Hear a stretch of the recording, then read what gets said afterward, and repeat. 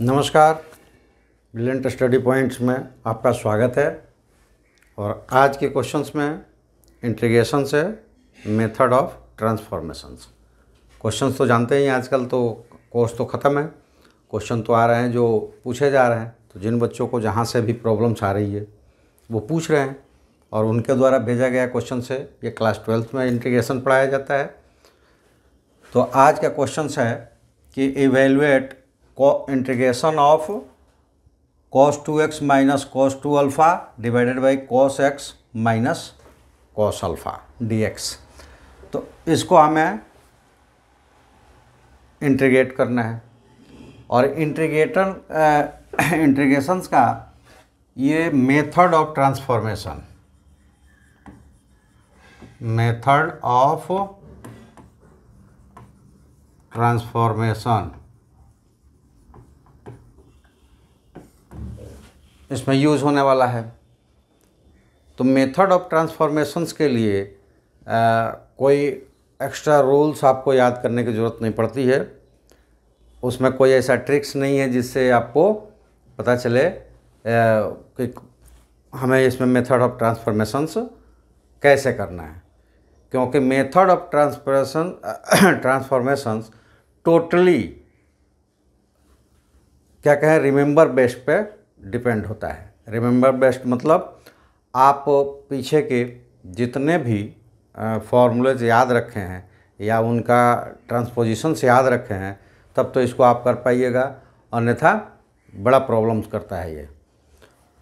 लेकिन ये बात है कि कैसे इसको हम समझें कि ये मेथड ऑफ ट्रांसफॉर्मेशंस है। तो उसके लिए आपको जितने भी टर्म्स मिलेंगे ना उसमें किसी तरह का कोई कनेक्शन नहीं मिलेगा, क्योंकि इंटीग्रेशन में हमारे पास एक ऑप्शन होता है सब्स्टिट्यूशन का, जिसमें हम एक किसी टॉपिक्स को सब्स्टिट्यूट करते हैं तो उसमें से दूसरा जो कॉम्प्लिकेटेड टॉपिक होता है वो वहाँ से रिमूव हो जाता है। तो इसमें ऐसा कोई चीज़ नहीं है जिसको हम सपोजिशंस में यानी सब्स्टिट्यूट करें तो वो अपने अपोजिट्स को कुछ रिमूव कर पाए। तो इससे पता चल जाता है कि ये ट्रांसफॉर्मेशन से होगा। और ट्रांसफॉर्मेशंस में जब आएंगे हम तब हमें ज़्यादातर क्वेश्चंस ट्रिग्नोमेट्री से मिलेगा और कुछ पार्ट क्वेश्चंस अलजेब्रा से मिलेगा। तो अलजेब्रा में भी फॉर्मूले बहुत कम, लेकिन उसमें पार्शियल फ्रैक्शंस जो होता है वो ज़्यादा यूज़ होता है। लेकिन यहाँ भी पार्शियल फ्रैक्शंस यूज हो सकते हैं, लेकिन वो क्वेश्चन पे डिपेंड करता है। सबसे पहले यहाँ पे जो क्वेश्चंस दिया गया है इसमें हमें अगर हमारा बेस्ट है मेमोरीज फॉर्मूले ट्रिग्नोमेट्री के याद है तो इसको हम बना पाएंगे। चलिए कैसे बना पाएंगे ये दिखाते हैं हम। ये cos 2x, तो सबसे पहले उस फॉर्मूले को हम याद करते हैं कि cos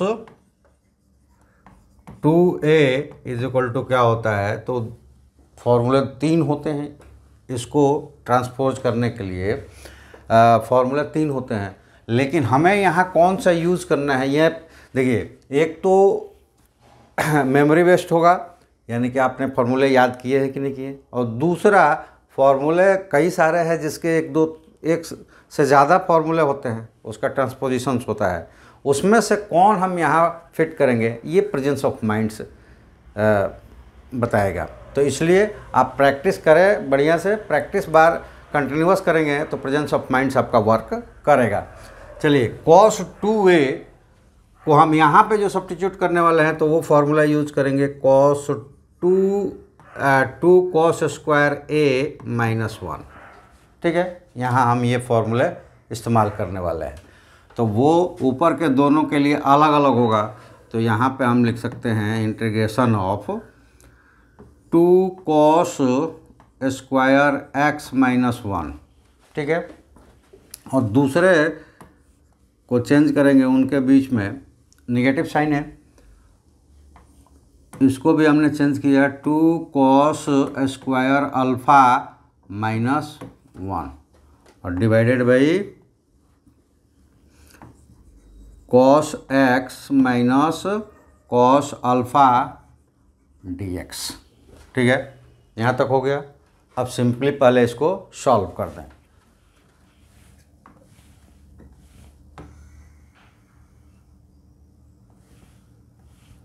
सिंपली इसको सॉल्व कर देते हैं। तो देखिए, अगर हम यहाँ पे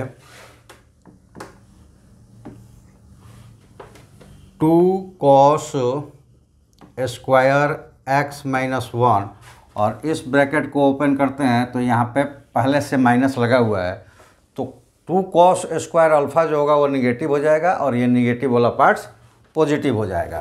तो ये हो जाएगा -2 cos स्क्वायर अल्फ़ा अब +1 हो जाएगा, ठीक है। और डिवाइडेड बाई, इसमें तो हमने कुछ चेंज किया ही नहीं है तो ये चेंज होगा भी नहीं, ठीक है। ये ऐसे कैसे रह गया। अब इसमें आप देखेंगे कि ये +1 है और -1 है, ये कैंसिल हो गया। यहाँ पर dx लगा हुआ था तो ये तो छोड़ेंगे नहीं। चलिए अब यहाँ पे आगे इसको बढ़ाते हैं तो ये देखिए ये क्या मिल गया, दोनों में 2 है तो उसको हम बाहर कर देते हैं। अब ये मिल गया cos स्क्वायर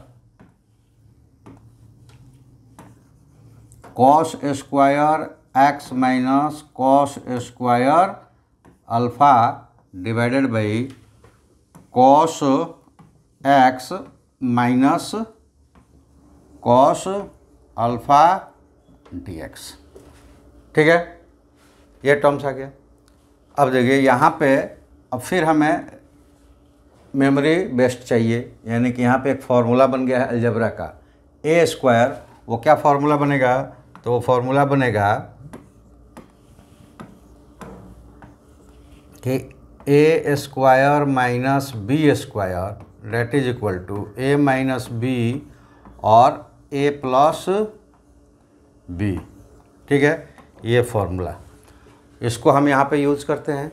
चलिए यूज़ करते हैं और ये हो जाएगा 2 integration of cos x minus cos alpha और यहाँ पे मिल जाएगा cos x plus cos alpha divided by cos x minus cos alpha और यहाँ पे dx, ठीक है। अब ऐसा करने से हमें क्या मिला, तो ऐसा करने से हमें मिला कि cos x अल्फ़ा और cos अल्फ़ा ये दोनों कैंसिल हो गए और कैंसिल हो गए तब हमें जो टर्म्स मिला वो यहाँ पे ये मिला कि 2 इंटीग्रेशन ऑफ, तो इसको हम ब्रैकेट में कर देते हैं क्योंकि हमें इंटीग्रेशन मिला है 2 अलग अलग चीज़ें, ठीक है। तो integration of cos alpha cos x dx plus integration of cos alpha dx, ये टर्म्स हमें मिल गया, ठीक है। अब एक चीज़ ध्यान रखना है कि इंटीग्रेशन हमें किसके बेस पे करना है। पहले तो ये चीज़ कि इंटीग्रेशन जब तक फॉर्मूलेट नहीं होगा तब तक वो नहीं बन पाएगा, यानी फार्मूला का डायरेक्ट हम फार्मूला रख सकते हैं। उसके लिए हम ट्रांसफॉर्मेशंस, मेथड ऑफ इंटीग्रेशंस या पार्शियल मेथड्स ये सब यूज करते हैं, लेकिन उसको डायरेक्ट हम फार्मूले पे लाते हैं तभी वो बन पाता है। यहाँ पे आप देखेंगे कि जो इसका बेस है इंटीग्रेशन का वो dx है, ठीक है। तो dx के अलावा कोई भी टर्म्स जो होगा वो कांस्टेंट हो जाएगा, ठीक है। और ये डिफ्रेंशिएशन नहीं है कि कांस्टेंट हो गया तो 0 हो जाएगा। तब कैसे आप उसको लिखेंगे हम, तो ये इक्वल टू 2 बाहर है, उसको बाहर ये भी रहने देते हैं, और cos x dx का जो इंटीग्रेशन होता है वो क्या होता है, तो वो होता है sin x।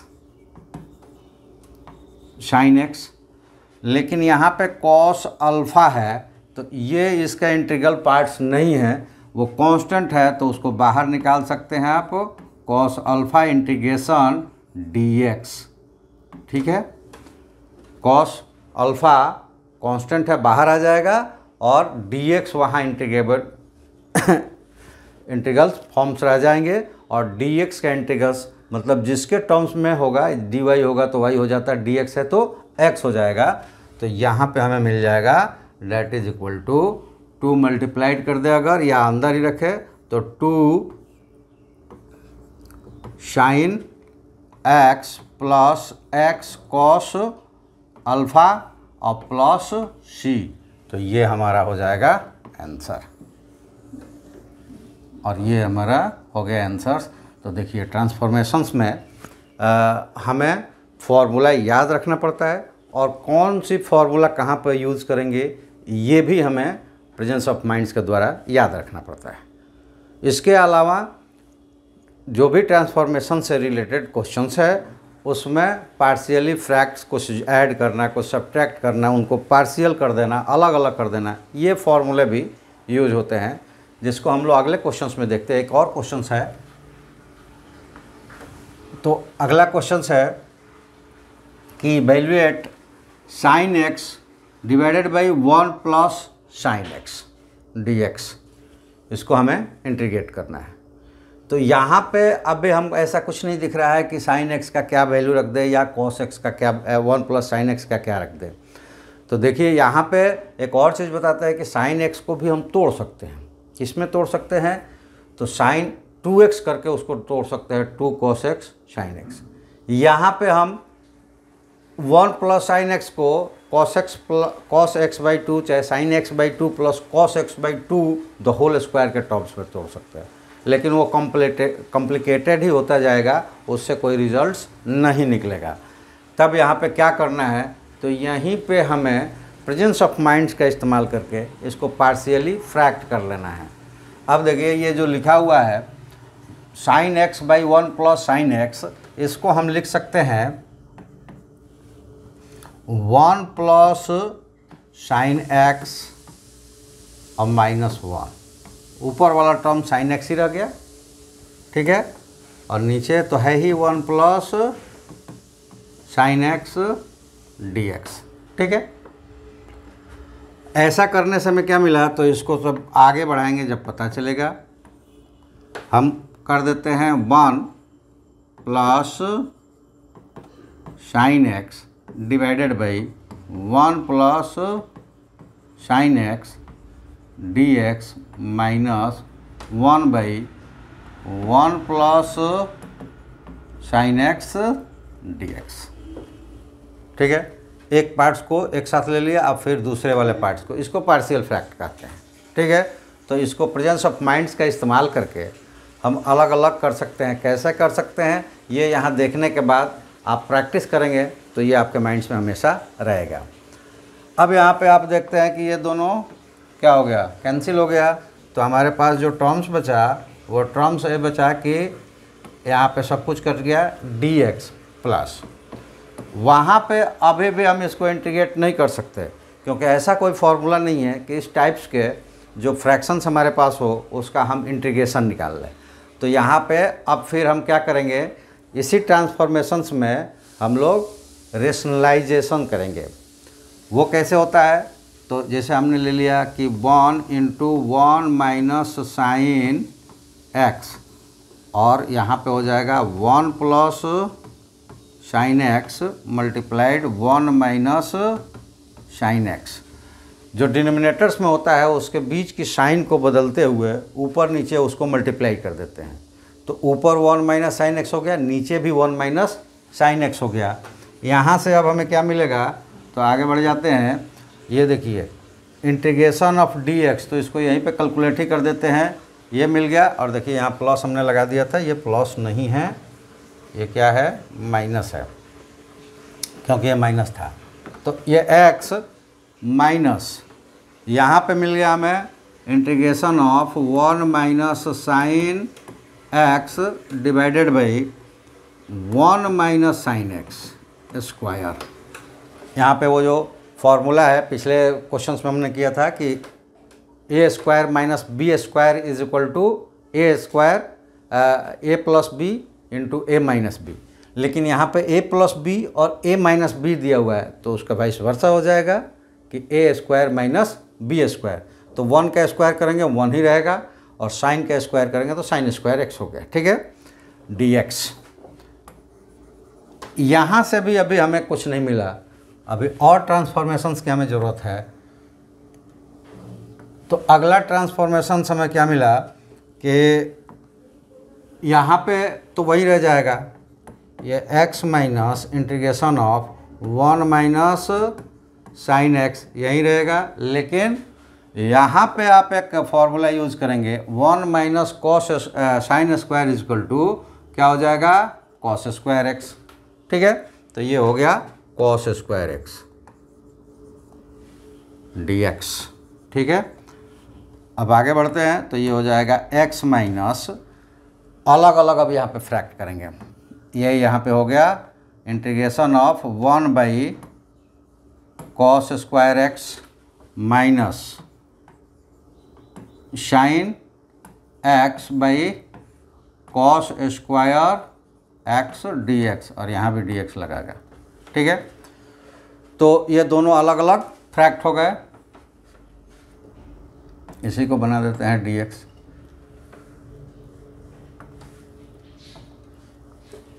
चलिए ये हो गया।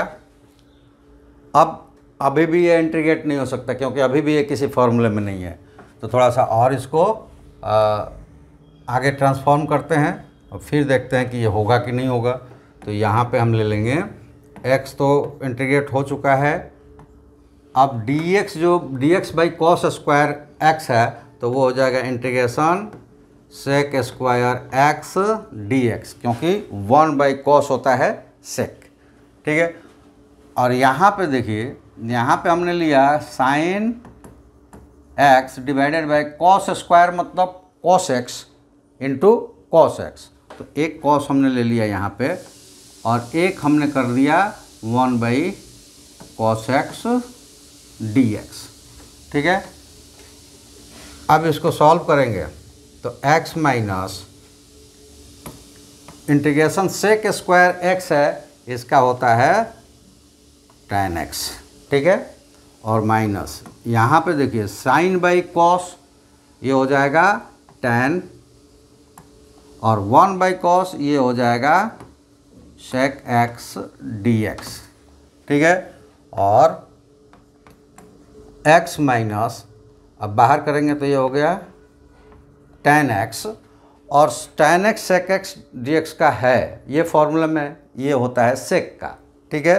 तो ये हो गया माइनस सेक x, और चूँकि ये इंडिफिनिट इंटीग्रल है तो जब भी इंडिफिनिट इंटीग्रल्स लेंगे हम तो वहाँ पे कोई कांस्टेंट टर्म्स आएगा, तो ये c हो जाता है और ये आपका